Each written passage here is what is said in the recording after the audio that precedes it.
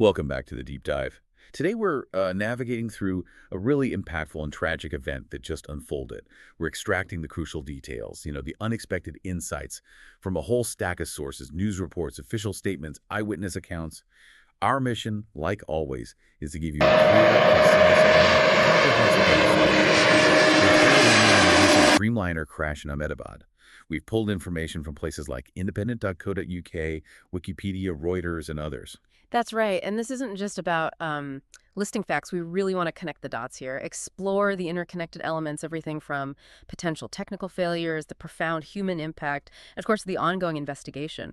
What's really striking, I think, is just how fast everything happened in the immediate, powerful aftermath. Okay, let's unpack this then. Let's dive straight into the specifics of Flight AI171.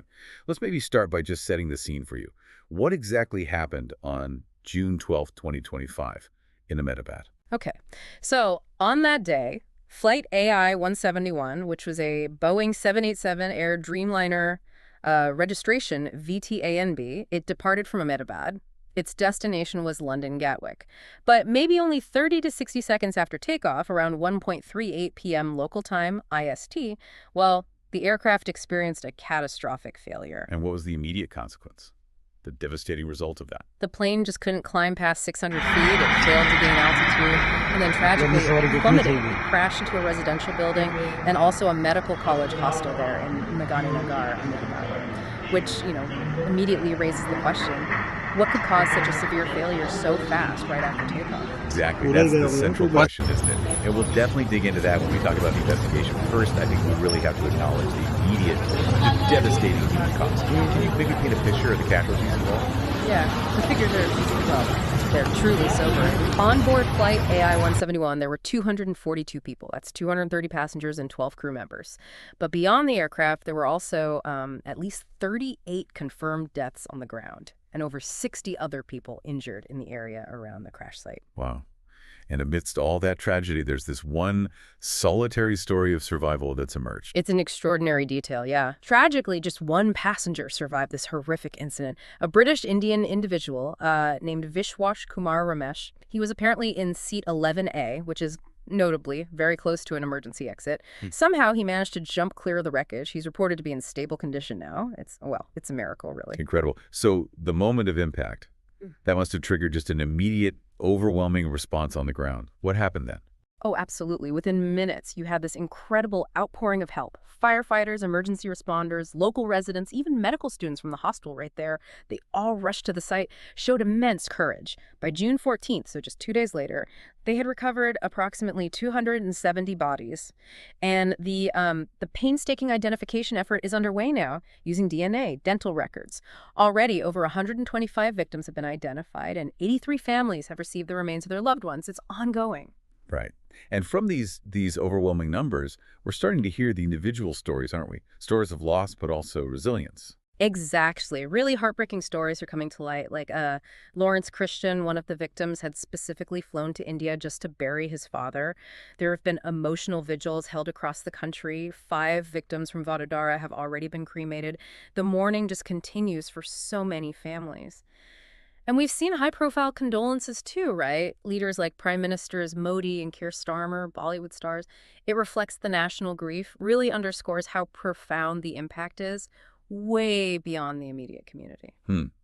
Okay, let's pivot now to the investigation, because everyone wants to know. That burning question. Yeah. What caused this? The black boxes, the flight data recorder, and the cockpit voice recorder, they're always the first critical pieces, aren't they? Oh, absolutely indispensable. Yeah. Both recorders were successfully recovered from the site. They're undergoing intensive analysis right now, and that will provide the most vital clues. It's essentially, a second-by-second playback of everything, the plane systems, the crew's actions. So what are the preliminary findings pointing towards? Is there like a leading theory yet? Well, the officials are currently suspecting a rare dual-engine failure. Both GEGX engines, these are, specific high-efficiency engines on Dreamliners, usually known for being very reliable. They reportedly just lost power shortly after takeoff. And look, to give you some perspective, a simultaneous dual-engine failure on a modern jet like this, it's statistically almost unheard of. We're talking like less than once in a billion flight hours, kind of rare. That rarity is why this specific suspicion sends such shockwaves through the aviation industry. It forces everyone to reevaluate even the most redundant systems. And this theory, it's supported by the recorded Mayday call from the cockpit. The chilling words were apparently, thrust not achieved, falling, Mayday. Right, thrust not achieved. That's incredibly specific language for a pilot to use, isn't it? What's the significance of that exact phrasing? It's incredibly specific, yeah, because it signals a fundamental power system failure. It's not just an engine flaming out, which is different. Thrust not achieved suggests a broader issue affecting how power is delivered to the engines. It implies the crew immediately recognized it wasn't just one engine acting up, but something more systemic, and that really guides the immediate response and definitely the focus of the investigation. Okay. And how have regulators like India's DGCA responded to this suspicion? India's Directorate General of Civil Aviation, the DGCA, they acted swiftly. They've grounded all Dreamliners in the country for urgent checks. These inspections are focusing on critical systems, things like fuel lines, the electronic controls, hydraulics, engine power systems generally. Okay, for our listeners who might not be aviation experts, why those particular systems, like electronic controls, why are they the focus? And how do they relate to engine power? That's a great question. So when we talk about electronic controls, we mostly mean the FADE system. Full authority digital engine control. It's like the computer brain for the engine. Manages everything, fuel flow, thrust output, optimizing performance and safety. A failure there. Yeah, that could lead to an uncommanded power loss. Hydraulics are also crucial. They power flight control surfaces, obviously, but also the mechanisms that move thrust levers and fuel valves. So if those hydraulic systems fail, even if the engines themselves are physically fine, they might not respond to pilot commands. You lose thrust. That's why these comprehensive checks are so vital. They're targeting the very lifelines of engine control. Right, makes sense.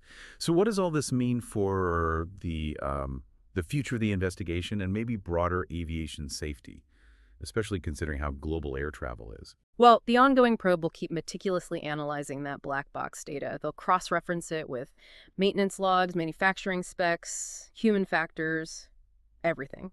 The DGCA will also be scrutinizing Boeing 787 operations right across India, looking for any patterns, any anomalies in maintenance, or how they're operated. And this isn't just contained to India, is it? We're already seeing wider ripples. That's absolutely correct. Other Dreamliners globally are undergoing temporary inspections because of this incident. Often that means looking for, say, specific components or software versions that might be common across a certain manufacturing batch, or reviewing maintenance procedures that could somehow be related to the suspected failure mode here. And the findings, both from these wider checks and the main investigation in Ahmedabad, they could very well lead to broader changes. Design modifications, maybe software updates, or changes to operational procedures for the entire Boeing 787 fleet worldwide. If you connect it to the bigger picture, it's all about continuously enhancing aviation safety, building on lessons learned, even from these incredibly rare tragic events. And what's the expected timeline for getting a definitive answer? A full picture of the cause? Well, a clearer picture of the primary cause might emerge relatively soon. Investigators sometimes share preliminary findings, but a definitive, comprehensive accident report is expected to take several months to compile and release. These reports are incredibly thorough. They're designed to prevent anything similar from happening again, and they involve multiple international agencies working together. Okay.